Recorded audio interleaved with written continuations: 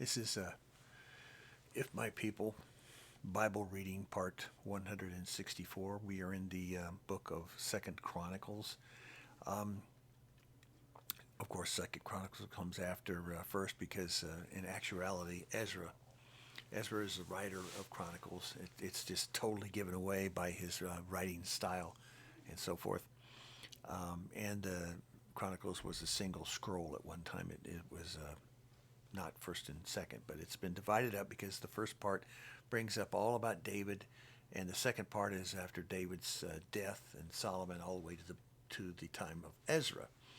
And so, what we're going to do in this particular reading is read chapter 7, because this is all about the dedication of the temple, and it goes all the way through the leadership up at the time of Ezra.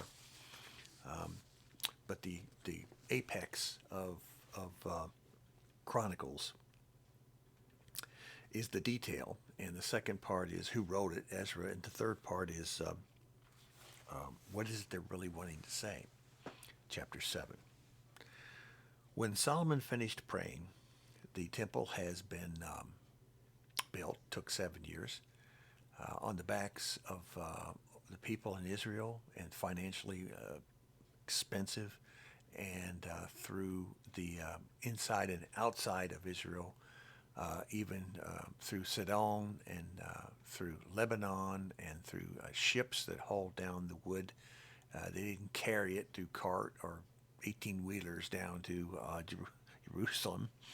They brought it by ship and then transferred it up through that way. So a lot of people are involved in this temple. So in other words, the whole area surrounding around Israel was very aware of what was going on. The priest, the fire came down from heaven, consumed the burnt offering and the sacrifices, and the glory of Yahweh filled the temple. The priest could not enter the temple of Yahweh because the glory of Yahweh filled it. And when all the Israelites saw the fire coming down and the glory of Yahweh above the temple, they knelt on the pavement with their faces to the ground, and they worshipped and gave thanks to Yahweh, saying, He is good. His love endures forever. Comment. Now this is the fulfillment of today that we hope to is the second coming of Yeshua. We who are alive and witness this will see the glory coming down. Our bodies will be changed in the twinkling of an eye into purified hearts, minds, and bodies. We don't need to carry Bibles around anymore. It's in our hearts. Fantastic. We would no longer have sinful bodies to dwell in, and we could be shepherds among the flocks of the sheep, who the sheep still exist today. And in the millennium, well, there'll be sheep. It's the same people. Those who survive through the millennium, through the wrath of the Father, that they will witness all this because of their living on the milk their entire life. And yet, these are the very ones who say, well, I'm not going to see any of this because, Bruce, I am saved and I'm going to be raptured up before anything happens. So really, I don't really care what happens to you people. That's what you're basically saying as a Christian when you really shove down everyone's throats that you're going to be raptured up. You're telling them, I don't. It doesn't really matter because I'm not going to be here, so I don't really have to hear and obey or follow it. I'm not under the law. I'm supernatural already. Really? I've even told many Christians tell me that I cannot even sin anymore. I've been saved. I've been saved by the blood of Jesus, and I don't even sin. And anything I do say doesn't matter because it's all covered by the blood.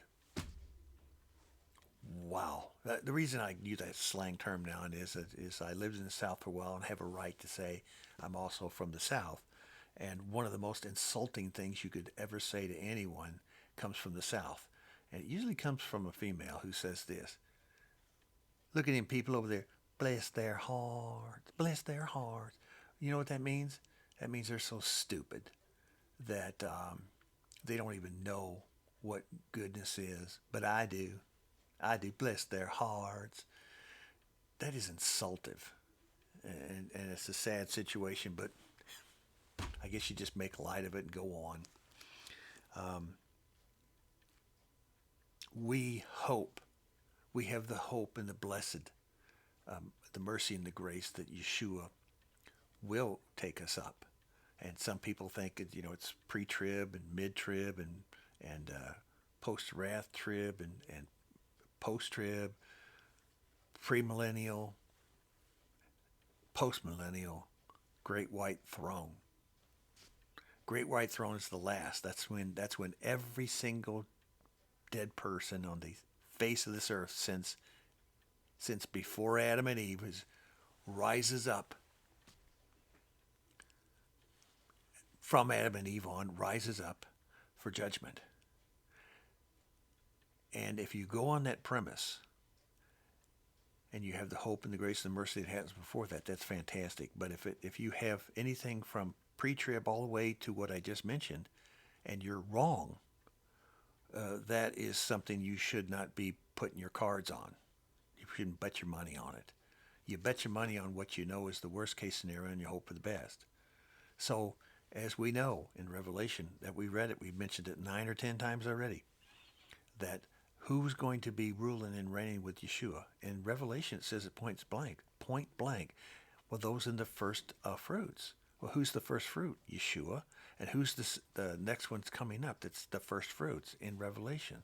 Those who stood for Yeshua and died for Yeshua and were beheaded. They will rule and reign. Doesn't say anything about being alive right now and Yeshua comes back and you've been such a good boy and girl that you are given a perfect body and a perfect heart at that time. It does not say that. If it happens, fantastic. But if you're counting on that, you're counting on rapture, just like the Christians are, you are in big trouble. Just listen and read what we are telling you. Okay? It's very, very important. That's why we're doing chapter 7 here. And so, verse 4, then the king and all the people offered sacrifices before Yahweh. Now, they're following Old Torah here. Old Testament Torah.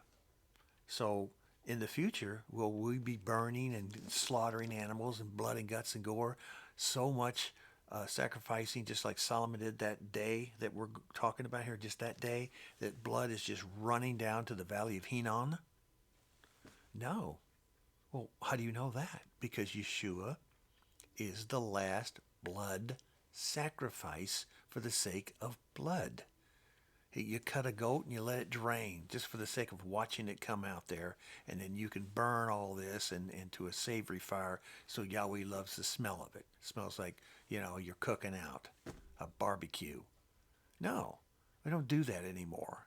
Well, are there going to be animals and is there going to be grain and all this offering? Yes, because the Levites and everyone who takes care of the sanctuary and the oblation area and the temple area north of Jerusalem, where Yahweh's presence, Elohim, Yeshua, is present with the king, or be Prince David, if he's the prince, and he's come back to life. Otherwise there'd be Yeshua. We're not going to be allowed there. No, the Levites will. The shepherds, no. Where's the shepherds going to be? Surrounding Jerusalem, surrounding him all the way, and we'll mention where that area is. Let's go to it now. Verse 8.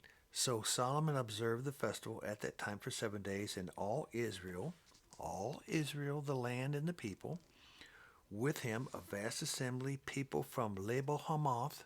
Lebo Hamath is it's north of Mount Hermon, so it's way up there in Syria. Remember me talking about Syria being the northern land promised? There was 3/3 promised. Israel a third, which everybody talks about. Everybody does on the religious circles. Have you ever heard of any of them speak of the promise and the gifts and the blessings of the people of the north in Syria and the people of the west, the Egyptians, the Egypt, or the western peoples? That's the 1/3 and the 1/3. That's one. 1/3, 1/3, 1/3.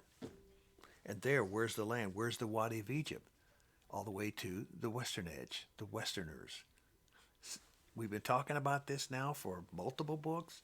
Here it is in 2 Chronicles. It's so important that we mention that they're following the feasts and festivals of the fall feasts here. In other words, it's going to continue in the future. So now we go to the important, this is sobering, what I'm about to read. Now Solomon had finished the temple, that's verse 11, and the royal palace. Of course, he got that done for himself and has succeeded in carrying out all he had in mind to do in the temple and in his own palace. Later on, you'll find out that he shouldn't have built a big palace which full of many bedrooms, because he ended up filling those bedrooms with the wrong people. Yahweh appeared to him at night and said, I have heard your prayer and have chosen this place for myself as a temple for sacrifices. Yahweh never wanted anything. He was happy in a tent. He was happy to be in a dark cloud, because he just said the part about the dark cloud. But and here's Solomon saying, "Oh no, you want to be in a palace? Oh, we really want you in this temple here. You need to dwell there." And Yahweh says, "Okay." He says, "Okay, you and David, because of David, because of you, because of David, yeah, let's do it." Here comes the sobering part. Verse 13, when I shut up the heavens so there's no rain. So in the future, in the millennium, is it going to be Satan doing it, or is it going to be the Father doing it? The Father. Or I command locusts to devour lands. Pestilence and famine is guaranteed in the future. It's coming, folks. Prepare for it. So if you are a believer, should you prepare for it? Father told you to do it. And now he says it's coming, and he's the one that brings it, not Satan. Or I send a plague among my people. Now people die of all kinds of situational promises. Vaccines, other things. Excuse me. He's promising you it's coming. Should you prepare for it? This is why we named it the If My People Bible. Verse 14, if my people who are called by my name will humble themselves and pray and seek my face and turn from their wicked ways, then I will hear from heaven and will forgive their sin and heal their land. So who's going to forgive us and who's going to heal the land? Satan? The Father. The Father.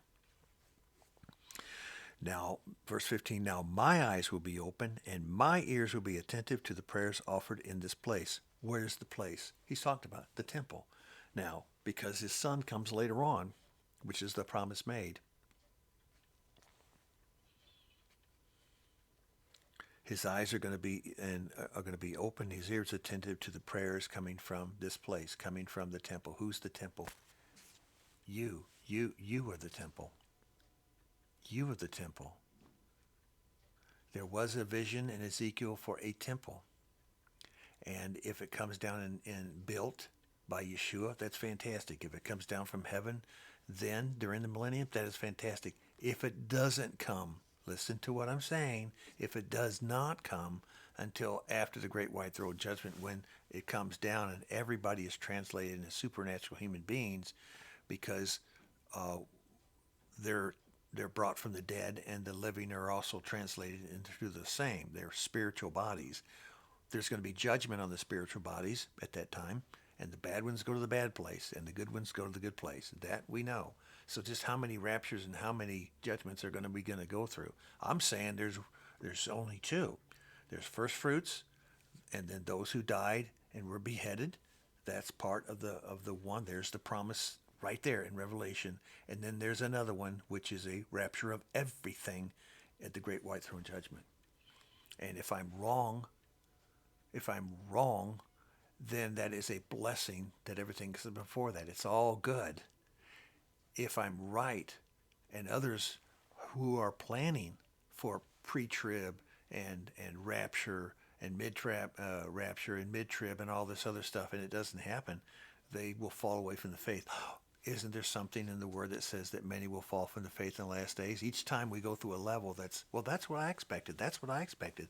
That's what I expected. And it didn't happen. Oh my gosh, I don't care about that, Lord, anymore. It didn't happen when I believed and I was told it was going to happen. That's what I don't want to happen. That's why we wrote this entire Bible in commentary. It took like 14 plus years. It was for you. All right. We'll see you at the next reading at, was it 164? Okay.